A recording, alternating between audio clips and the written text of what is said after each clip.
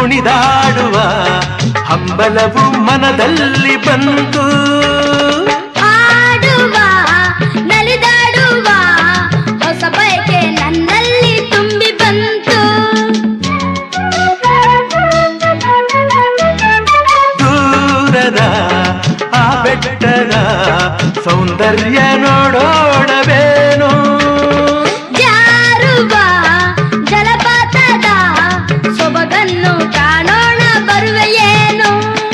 ಏಕೆ ಎಂದು ಕೇಳೋರಿಲ್ಲ, ಬೇಡ ಎಂದು ಹೇಳೋರಿಲ್ಲ, ಬರುವೆ ಬರುವೆ ಬರುವೆ.